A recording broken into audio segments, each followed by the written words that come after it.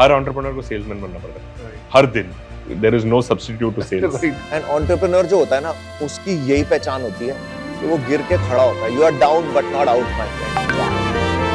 तो shark tank के बाद पूरी जिंदगी आपकी बदल गई, आपको ऐसा लगता है क्या? या फिर अभी नहीं यार, जिंदगी नहीं बदली है, वैसी सेम है। तो सब स्क्रिप्टेड था या फिर अनस्क्रिप्टेड? वो याद वो कितना कट कर लेते हैं, उतना एडिट करते हैं वो लोग। देखा मैं बोला था आपको। जैसे अमन तो कह रहे थे ना 4 पीस में गलती है, राइट। अब 4 पीस में यही है, क्योंकि मार्केट में बहुत सारे ब्रांड्स हैं, आप अलग कैसे हो ये चीज दिखाना बहुत जरूरी है।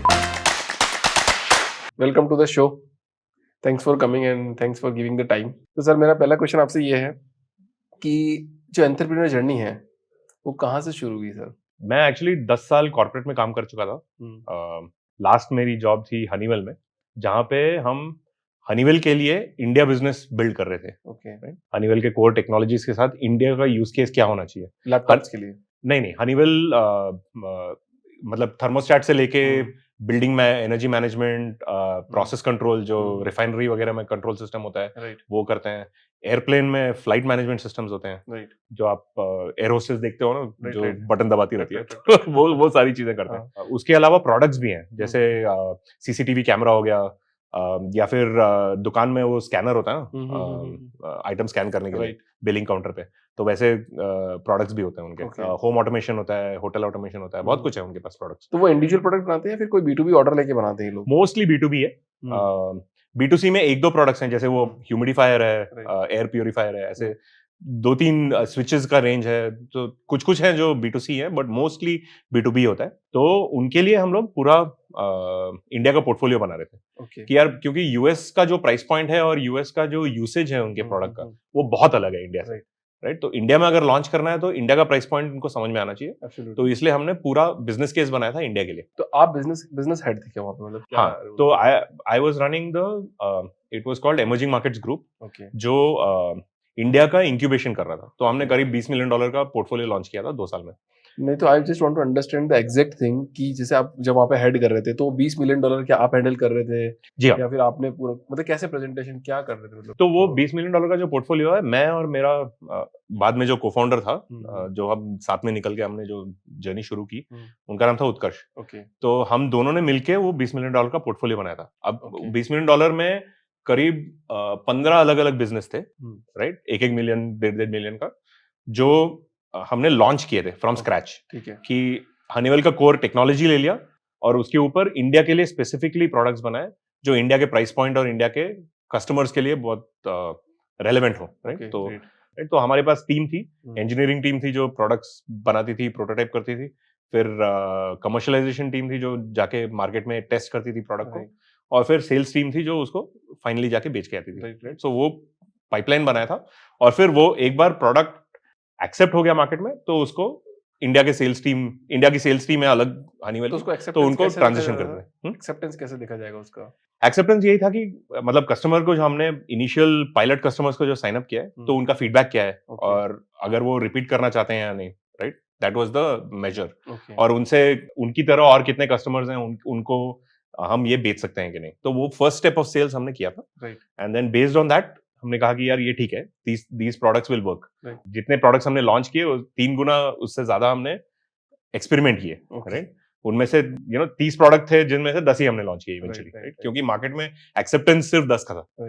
तो वो experimentation and incubation was something that we were doing. तो फिर मतलब का एंटरप्रेन्योर्स की जर्नी कैसे वहाँ पे कैसे? तो यार वहाँ अंदर हनीवेल के अंदर ये कर रहे थे, तो उत्कर्ष और मैं बाद में ऑफिस के बाद जाके चाय मारते थे, एक ड्रिंक मारते थे कभी कभी। तो बातें हमेशा हमारी यही थी कि इंडियन कंज्यूमर का बाइंग बिहेवियर क्या होता है, ये हमको क्रैक करना था। राइट, इसी के बारे में बातें होती रहती थी हमेशा हमारी। और बिकॉज हनीवेल के प्रोडक्ट्स बहुत सारे रिटेल में भी थे, जैसे वो सीसीटीवी कैमरा हो गया, स्कैनर हो गया, राइट, ऐसे प्रोडक्ट्स, होम ऑटोमेशन हो गया, राइट, ऐसे बहुत सारे प्रोडक्ट्स जो थे वो रिटेल चैनल्स में जाते थे। तो हमारे बहुत सारे रिटेल कस्टमर्स थे जिनके साथ हम काफी कॉन्वर्सेशंस और ये करते थे। वहां पे वी डेवलप दैट इंटरेस्ट कि यार ये चीज एक्चुअली बाहर जाके हम कर सकते हैं। राइट, अगर कंज्यूमर का बाइंग बिहेवियर अगर आप समझ सकते हो, तो आप चाहे कुछ भी हो प्रोडक्ट, आप उस इनसाइट से आप प्रोडक्ट्स लॉन्च कर सकते हैं। सो दैट मतलब अगर थोड़ा सा, अगर 100 लोगों का समझ लिया या 500 लोगों का कंज्यूमर बिहेवियर समझ लिया, तो उससे जरूर थोड़ी कि हम कुछ भी उनको बेच सकते हैं। हाँ, तो बात ये है कि आपको स्पेसिफिक ऑडियंस प्रोफाइल बनाना चाहिए सबसे पहले, Right. राइट? वो बनाते हैं हम लोग। हम्म, वो कैसे होता है? दो तरीके से होता है। हम्म, उत्कर्ष डिजाइनर है, तो वो क्या करते हैं कि डीप कंज्यूमर ऑब्जर्वेशनल रिसर्च करते हैं या एथनोग्राफिक रिसर्च करते हैं। इसका मतलब ये है कि फॉर एग्जांपल शॉपिंग मॉल में चले गए हम्म, और वहां पे बहुत सारे कस्टमर्स का बिहेवियर देखा कि कहाँ जाते हैं, क्या देखते हैं, क्या परखते हैं Right. और उनका डिसीजन मेकिंग कैसे होता है, राइट? सो कुछ कस्टमर से बात कर ली, बट उनका जनरली बिहेवियर देखा कि जब उनको लगता नहीं है कि वो उनको कोई ऑब्जर्व कर रहा है, तो उनका नेचुरल बिहेवियर क्या होता है। हम्म, ये वो बहुत सारे ऑब्जर्वेशनल रिसर्च टेक्निक्स यूज करते हैं, ओके, राइट? तो उससे हमें पता लगता है कि कस्टमर्स जो स्पेसिफिक मॉल्स में जाते हैं, राइट? हम लोग टारगेट ऑडियंस वाज कि मॉल कस्टमर है, फॉर ठीक है, एग्जांपल, हाँ। राइट? तो इन मॉल्स में किस तरह के कस्टमर आते हैं, क्या देखते हैं, क्या खरीदते हैं और क्यों खरीदते हैं, राइट? क्यों खरीदते हैं उनसे कभी कभी बात होती है, Right. कभी कभी उनके बॉडी लैंग्वेज से भी पता लगता है कि यार ये चीज उनको ज्यादा पसंद आता है, फॉर एग्जाम्पल, राइट? सो ऐसे बहुत सारे टेक्निक्स होते हैं। लाइक फॉर एग्जाम्पल हमने जब फ्लैट हेड्स लॉन्च करने की तो बस वहां बात, पे उस टाइम पे फ्लैट हेड ही क्यों सोचा आपने कि मैं फ्लैट हेड नहीं तो फ्लैट हेड्स बाद में आया, बट Okay. हनीवेल से जब बाहर निकले तो हमने सबसे पहले पेमेंट्स और चेकआउट का प्रोसेस सॉल्व करने की कोशिश की।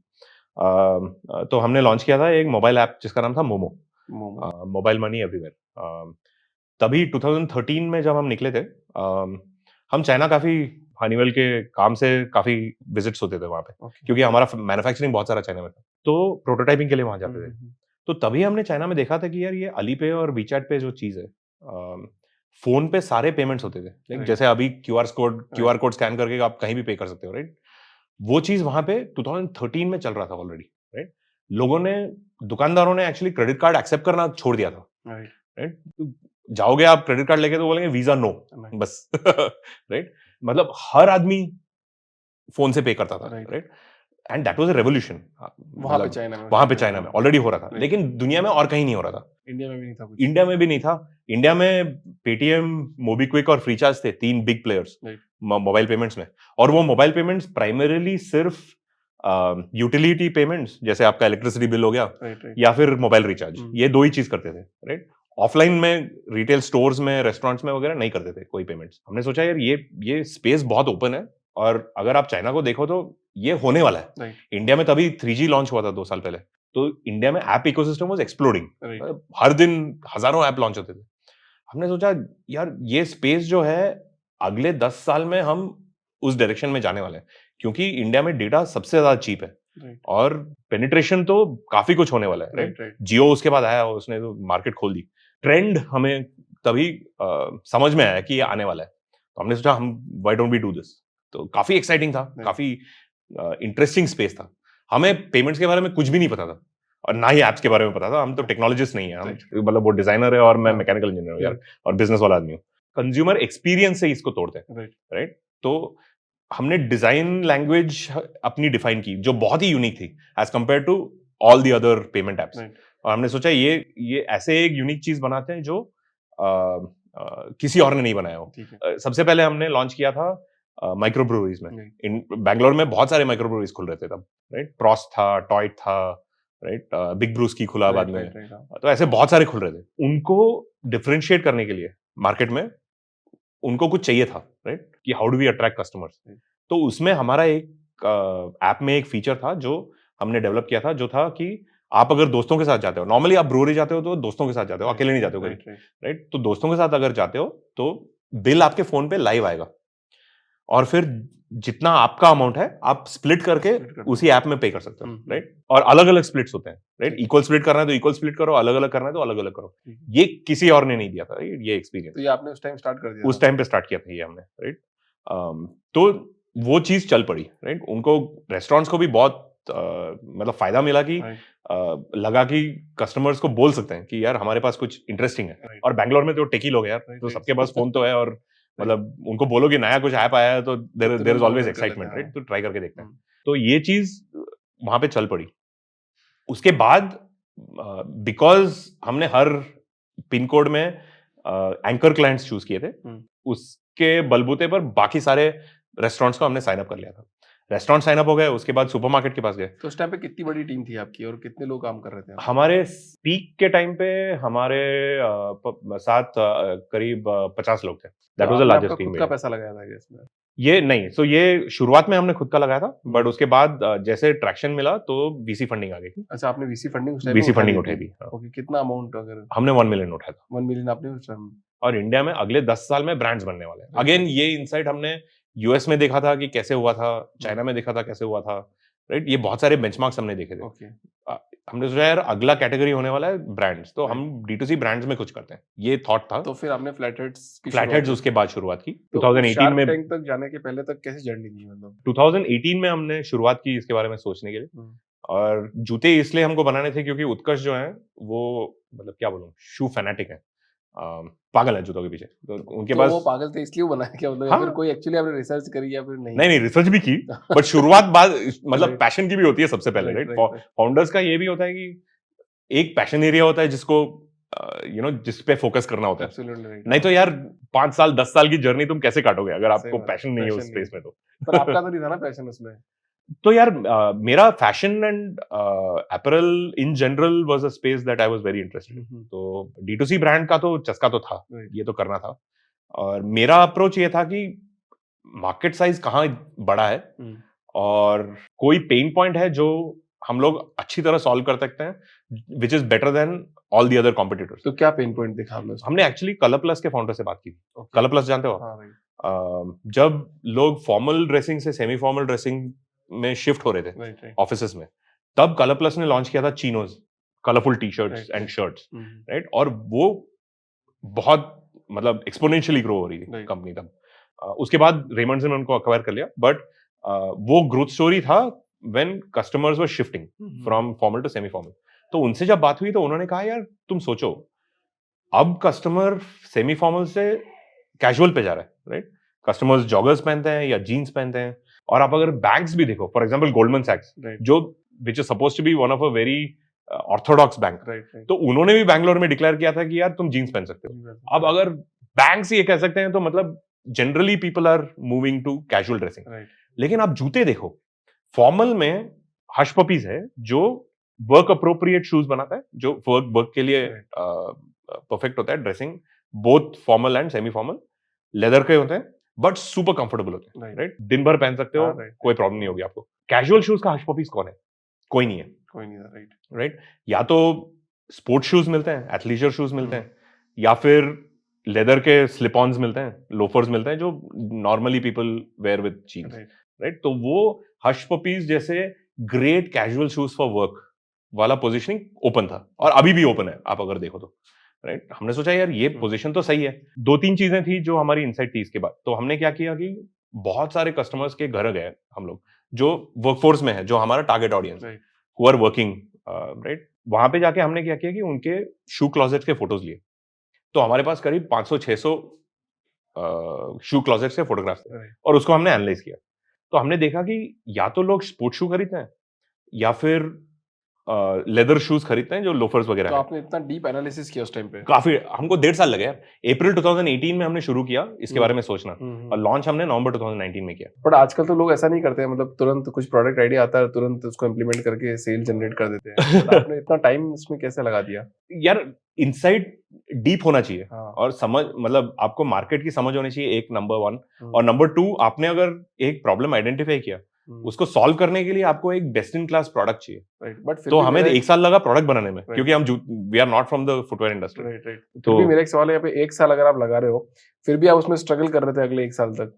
हुआ ये कि नवंबर 2019 में हमने लॉन्च किया, और पहले 4 महीने तो यार बहुत सही चला था प्रोडक्ट। क्यों? क्योंकि हमने एक तो ये positioning great casual shoes for work ढंग से ली, और ब्रांड पोजिशनिंग भी एकदम सही ली। क्योंकि आप अगर एंटरप्रेन्योर देखोगे, that is aspirational for anybody who is working, right? आप आपके ऑफिस में भी पूछो, आपने भी खुद स्टार्टअप किया है, हर आदमी की ये ख्वाहिश होती है कि यार मुझे एक दिन मुझे स्टार्टअप करना है, राइट? तो इट इज ऑलवेज एस्पिरेशनल। तो हमने क्या किया था कि शुरुआत में सारे एंटरप्रेन्योर्स को कांटेक्ट किया था। तो मैं लिंक्डइन पे रोज बैठा रहता था और लोगों को, सारे एंटरप्रेन्योर्स को पिंग करता था, गुड़गांव में हो, बैंगलोर में हो, पुणे में हो, हैदराबाद में हो, सबको पिंग करता था जब तक मेरा लिमिट नहीं एग्जॉस्ट हो। रोज मेरे लिमिट हिट कर देता था मैं, राइट? और बस यही बोलता था कि यार अगर आप एक एंटरप्रेन्योर हो, जैसे मार्क जकरबर्ग की ग्रे हुडी है या फिर स्टीव जॉब्स की टर्टल नेक है, वैसे यहाँ पे एक जूता है जो is perfect for entrepreneurs. This is the entrepreneur shoe, आप ट्राई करके देखो, right? So that was the pitch. अच्छा, आपने पिच कर लिया। वो पहले 4 महीने में बहुत सारे एंटरप्रेन्योर्स थे जो आए और हमारे जूतों को ट्राई किए और फिर उन्होंने हमें एक शाउट आउट भी दिया, बिकॉज वी सेड यार entrepreneurs we would love to get a shout out from you if you like the shoe. तो entrepreneurs are more than happy to do it. So बहुत सारे लोगों ने ये कहा कि यार these are great shoes, you should try them out. तो हमारा सबसे ज्यादा ऑर्गेनिक ट्रैफिक जो था वो लिंक्डइन और ट्विटर से आता था। Okay, great. इंस्टाग्राम से नहीं आता था। अच्छा। बहुत सारे ब्रांड्स थे जो इंस्टाग्राम में थे। This is the great insight कि मतलब लिंक्डइन से भी आप सेल जनरेट करिए। अभी भी मेरा लिंक्डइन से ही आता है यार traffic, right? So basically demand में हमने हेज किया। D2C बहुत ही रिस्की था, तो हमने मार्केट प्लेसेस किया, इंटरनेशनल किया, जहां पे it was easier to generate demand. तो अभी ये भी देखा जाता है कि मतलब जितने भी ब्रांड्स हैं, मतलब अभी इंडिया को फोकस छोड़ के यूएस में वहां पे ज्यादा बेच रहे हैं, मतलब वो मार्केट पोटेंशियल ज्यादा नहीं बेच रहे, इंडिया में भी मार्केट है, बट वहां पे मार्केट पोटेंशियल है जिसको जो अभी अनटैप्ड है, राइट? मार्केट पोटेंशियल काफी है और इंडिया के प्रोडक्ट्स वहां पे, आप अगर इंडियन D2C ब्रांड्स देखो तो यार we make world class products. वही जूते जो मैं इंडिया में बेच रहा हूँ, वही जूते वहां पे यूएस में भी बेचता हूँ। मैं प्रोडक्ट को चेंज ही नहीं करता, बट वहां पे प्राइस सपोर्ट मिलता है, राइट? बिकॉज वहां की एपेटाइट जो है, the number of people who are able to pay more is more, right? तो इसलिए the market is almost for specifically casual footwear is 100 times of what is India. Demand है। तो अभी बोल रहे प्रीमियम सेगमेंट के लोग कस्टमर इंडिया में कम खरीदने वाले और वहां पे ज्यादा है, राइट? आपने एनालिसिस करके देखा है या फिर आपको एक्चुअली रियलाइज हुआ कि वो वास्तव में खरीद रहे हैं? तो कितना परसेंटेज है आपके शूज का सेल करने का? तो यूएस में हमारा यूएस प्लस यूएई दुबई में लॉन्च किया था हमने, दोनों मिला के हमारा अराउंड 15% था और वो 15% सिर्फ हमने 6 महीने के अंदर किया। टोटल सेल्स का 15%? 15%, 0 से 15% वो सिर्फ 6 महीने में ले गए थे हम, वेयरएज इंडिया में 3 साल चला रहे थे, राइट? तो यहाँ पे बहुत मतलब अटपटा सा सवाल है कि मतलब जब आप ये पेंडेमिक चल रहा था, आपकी वाइफ है, बच्चे हैं, तो वो आपको मतलब जब फ्लक्चुएशन चल रहा था तब कैसा फील था और क्या बोलते थे आपको वो? सबसे खराब फेज कौन सा आया था, मतलब ये पैंडेमिक? डेफिनेटली। मतलब कैसा हिट किया आपको, मतलब क्या लगता था, फील आता था, क्या फील था? यार आप सोचो, मैं एक जूतों का कंपनी चला रहा हूँ और जूते आप बेच नहीं सकते हो, आप शिप नहीं कर सकते हो क्योंकि एसेंशियल्स में नहीं आता है कमोडिटी, राइट? और आप बैठे हो कि ठीक है पैंडेमिक 1 महीना होगा उसके बाद खुल जाएगा, नहीं, 1 महीने का 1.5 महीना हो गया, 1.5 महीने से 2 महीने हो गया, 2 महीने से 3 महीने हो गए, तो चल क्या रहा है, right? You are basically sitting there saying यार ये खुलेगा कब, और खुलेगा भी तो मतलब कब तक ये चलेगा, राइट? वापस आएगा क्या? तो सर्वाइवल मोड में थे हम कि यार अब क्या करें। हमारे सप्लायर्स जो थे वो मास्क बनाते थे, तो हमने मास्क बेचना शुरू कर दिया। मतलब कुछ भी करो लेकिन धंधा करो, सर्वाइवल के लिए। हाँ, सर्वाइवल के लिए। फर्स्ट लॉकडाउन में तो यही किया हमने। उसके बाद हम मतलब जब थोड़ा सा लग्जरी मिला कि यार थोड़े प्रोडक्ट बिक गए फर्स्ट लॉकडाउन खुलने के बाद, उसके बाद we had a little bit of capital to put to make the second set of shoes जो इंडिया में बनाए। तो मेरे को ऐसा लगता है कि एंटरप्रेन्योर की जर्नी में या तो उसके पेरेंट्स और या फिर उसके सिबलिंग्स या फिर मतलब हस्बैंड वाइफ जो भी है, वो ही सबसे ज्यादा सपोर्ट करते हैं। अगर उन लोगों का शायद सपोर्ट नहीं है तो शायद एंटरप्रेन्योर की जर्नी वेस्ट है, मतलब वो एंटरप्रेन्योर नहीं बन पाएगा। Is it correct? Right, absolutely. सबसे पहले वहां पे शुरू होती है यार बात। आप सोचो, आप अगर एक हाई प्रेशर स्टार्टअप चला रहे हो, और कोई भी स्टार्टअप आप चलाते हो तो हाई प्रेशर तो होता है, राइट? उसके बाद आप 12 घंटे काम करके उसके बाद जब घर जाओगे, आपको अगर वहां पे सपोर्ट नहीं मिलेगा और आपको वही सुनने को मिलेगा कि यार क्या कर रहे हो आप जिंदगी के साथ, the mental frame of mind that you will have is very different, right? आप कभी फोकस नहीं कर पाओगे जब तक आपको वो अनवेवरिंग सपोर्ट नहीं मिलेगा। तो इस मामले में दाद देनी चाहिए उनको। तो 21 और 22 तक आप ये मतलब फ्लैट यही सेल कर रहे थे, मतलब 21, 20, 21, 22? हाँ। तो 3 साल आपने पूरा फ्लैट हेड पे मास्क भी बेचे, सब कुछ काम किया जी, और उसके अलावा कुछ भी नहीं कर रहे थे। तो उस टाइम कितनी ग्रोथ थी आपकी, कितनी सेल्स आप ड्राइव करते थे साल की? यार महीने का हम लोग करीब 30 से 40-50 लाख तक चलाते थे, और उसके बाद जैसे ही 50 लाख तक नंबर पहुंचता था, एक और लॉकडाउन हो जाता था, तो फिर से 0 से शुरू करो। ये किया 3 बार। तो वो तो इन्वेस्टमेंट में लग जाता होगा ना वापस आपका पैसा? एग्जैक्टली, जितना हमने इन्वेस्टमेंट रेज किया था और हमारे खुद के पैसे थे वो सारे लगा दिए हमने। और जब इन्वेस्टर से बात होती थी, उन्होंने कहा था यार देखो, जब तक लोगों के पास 2 पैर हैं, जूते तो चाहिए, राइट? अभी लॉकडाउन है, ये टेम्पररी है, ये लॉकडाउन आएगा फिर बाद में निकल जाएगा, लेकिन फंडामेंटली मार्केट है। आपने जो इनसाइट ढूंढा है वो इनसाइट है, राइट? डिमांड फिर से आएगा, राइट? जब डिमांड आएगा तो आपको वहां पे पोजीशन होना चाहिए कि डिमांड ले लो, राइट? ये हमने हमेशा अपने मन में रखा, और तीनों लॉकडाउन के टाइम पे यही कोशिश की कि जब डिमांड वापस आया तो we should hit it properly, right price points, right channels, जितना हो सके करो। लेकिन 2-3 गलतियां की हमने। एक, हमें ऑफलाइन जाना चाहिए था, राइट, क्योंकि ये प्रोडक्ट जो हमने बनाया था ये बहुत ही टच एंड फील वाला प्रोडक्ट है, राइट, क्योंकि उसका एक तो हमने जूता बहुत ही हल्का बनाया था, it was less than 500 grams. तो आप जब उठाओगे तो यार मोजे की तरह होता है वो, इतना हल्का होता है, पाँव में फील नहीं होगा, पाँव में बिल्कुल फील नहीं होता उसका वेट। और दूसरी चीज, जो मटेरियल बनाया था हमने वो बहुत सारे नेचुरल मटेरियल्स यूज किए थे, जैसे बैम्बू, लिनन, बनाना फाइबर। ये फाइबर्स की खासियत ये है कि वो स्वेट को विक करते हैं, right? जैसे आप ड्राई फिट पहनते हो ना जिम में, तो वैसे मटेरियल होता है वो, जो ऑटोमेटिकली आपके पैरों के स्वेट को बाहर निकाल देता है। तो ये मटेरियल रिसर्च में हमने काफी काम किया था। तो बात ये थी कि हमारे पास बहुत डीप इनसाइट था और यूएसपी भी था प्रोडक्ट में। वो फील करने के लिए आपको पहन के देखना चाहिए जूता, तो और उसके लिए ऑफलाइन जाना चाहिए, राइट। तो पहली मिस्टेक तो दूसरी क्या करी दिया? दूसरा प्राइसिंग है यार। मुझे लगता है कि हमने बहुत सारे इनोवेशंस किए नेचुरल मटेरियल्स में, बट ये सारे इनोवेशंस आर एक्सपेंसिव, राइट। एक बैम्बू शू जो बनता है और बनाना शू जो बनता है वो एटलीस्ट 1.5 to 2 times होता है कॉस्ट उनका रेगुलर पॉलिएस्टर शूज से। तो हमें एक्चुअली मर्चेंडाइजिंग ढंग से करना चाहिए था कि एंट्री लेवल प्राइस पॉइंट से लेके हाई प्राइस पॉइंट्स तक आपके पास असॉर्टमेंट होना चाहिए। तो हमने असॉर्टमेंट फोकस किया टॉप लेवल पे, क्योंकि हमें लगा कि differentiation is the most important thing that you should show, क्योंकि मार्केट में बहुत सारे ब्रांड्स हैं, आप अलग कैसे हो ये चीज दिखाना बहुत जरूरी है। ये हमारा हाइपोथेसिस दिखाना पड़ता है कि आप अलग कैसे हो, राइट। ये गलती हो गई, हमें बैलेंस करना चाहिए था, राइट, दोनों तरफ। तो वो दूसरी गलती हुई। जैसे अमन तो कह रहे थे ना 4 पीस में गलती है, अब 4 पीस में यही है, राइट। वहां पे कैसा था? वहां पे भी सारे लोग खड़े थे शार्क टैंक में आसपास, तो वहीं खड़े थे या फिर कोई नहीं था? कहाँ पिच के अंदर? वो शार्क टैंक के अंदर नहीं, बस वही शार्क्स होते हैं और कैमरामैन होते हैं हर जगह पे। हाँ, कैमरामैन है ना, हाँ, बहुत सारे। मतलब सब स्क्रिप्टेड था या फिर अनस्क्रिप्टेड था? नहीं, completely unscripted. Completely unscripted. The 3 minute pitch जो शुरुआत में पिच होता है ना, वो रिहर्स्ड होता है। हाँ। 3 दिन पहले बुलाते हैं। मैंने तो अंग्रेजी में लिख रखी थी, तो उन्होंने कहा कि यार अंग्रेजी नहीं चलेगी, हिंदी में लिखो। तो सब कुछ फाड़ के फेंक दिया और नया लिखा। बाकी 3 मिनट की पिच ही वो दिखाते बस, कि आपने क्या बोला था। 3 मिनट की वो इनिशियल रिहर्स पिच होती है, उसके बाद क्वेश्चन आंसर सेशन होता है, जो उन्होंने 12 मिनट दिखाया था। वो 12 मिनट एक्चुअली 1 घंटा 40 मिनट का था। वो कितना कट कर लेते हैं, उतना एडिट करते हैं वो लोग। देखा, मैं बोला था आपको, अब माने नहीं। अल्टीमेटली आप प्रोडक्ट क्या बनाते हो, प्राइस क्या है, ये चीज पे बहुत फोकस करना पड़ता है, और चैनल क्या है, राइट। प्लेस क्या है, कहाँ दे रहे हो आप, एग्जैक्टली, कौन से चैनल में।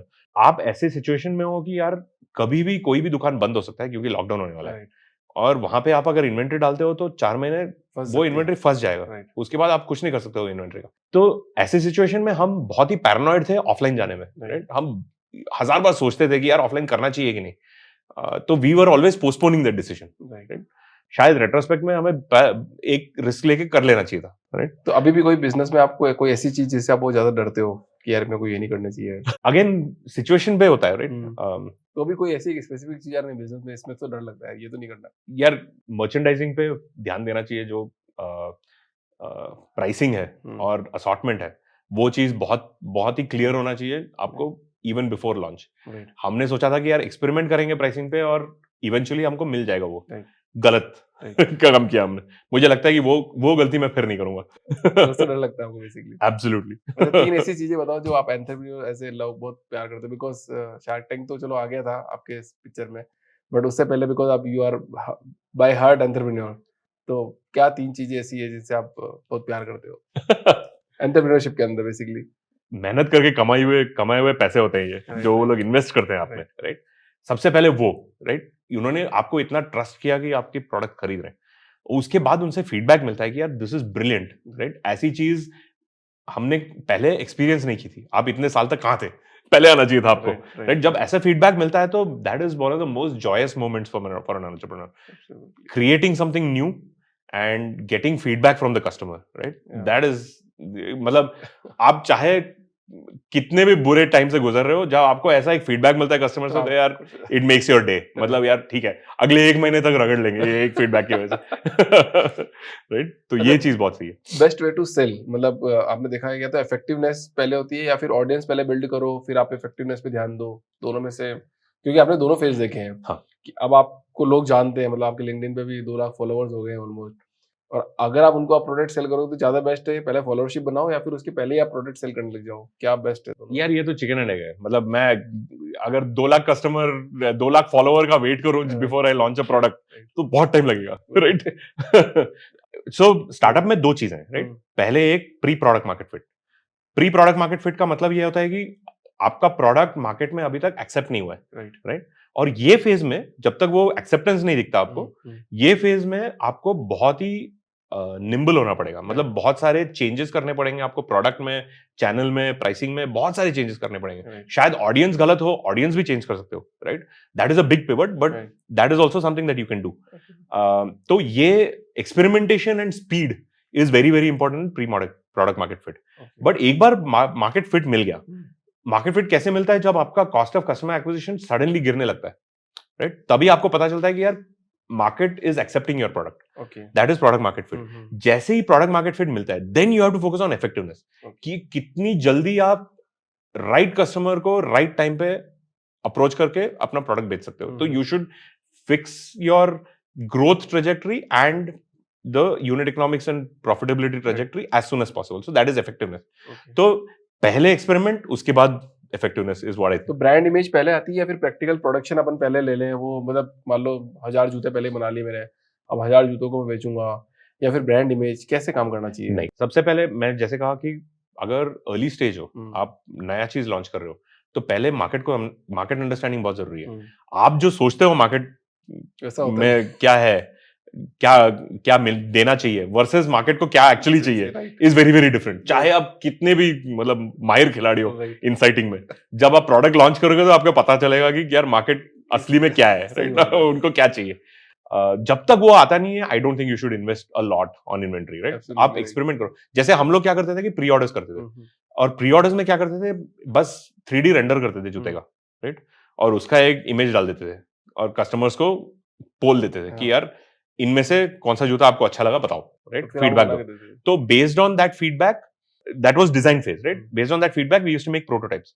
तो एक एक जूता बना दिया हर कलर का, जो उन्होंने, और डिजाइन का जो उन्होंने हाई वोट किया, एक एक जूता बनाया, उस पर फोटोशूट किया और उसका कैटलॉग बना के वेबसाइट पे लॉन्च कर दिया और कहा कि यार ये प्री ऑर्डर के लिए ओपन है और अगले 30 दिन के लिए जो भी मतलब 30 दिन बाद डिलीवरी होने वाला है, आपको अगर खरीदना है तो आप खरीद लो।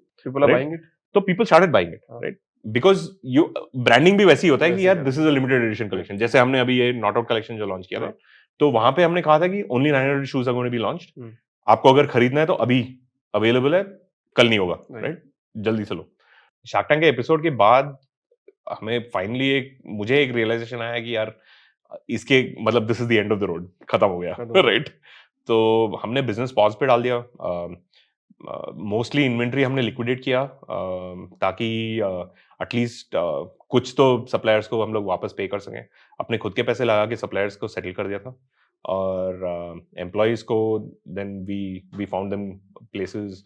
सम people went and started up their own, तो वो भी हुआ।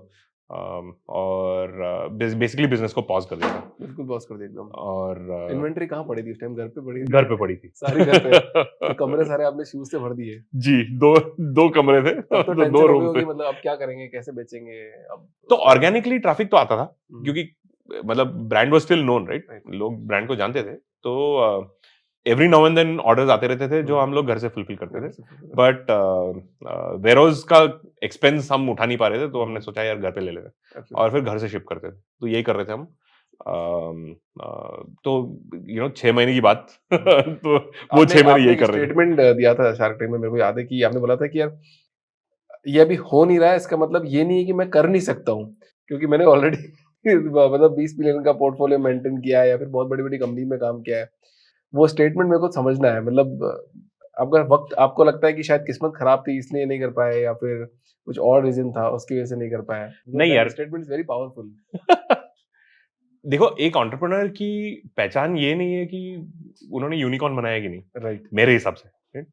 आप अगर एक एंटरप्रेन्योर हो और आप रोज कुछ नया कर रहे हो, रोज कुछ सीख रहे हो जो आपने पहले कभी किया नहीं, that is your identity, right? आपका स्किल सेट है, आपका लर्निंग है, जो आप कहीं भी अप्लाई कर सकते हो, राइट? आपने खुद कहा कि आपने 10 बिजनेस खड़े किए इसके पहले, और 10 बिजनेस ट्राई किए, जिसके बाद आपने ये माय हाउस स्टोर शुरू किया और अपना इन्फ्लुएंसर मार्केटिंग कंपनी शुरू किया।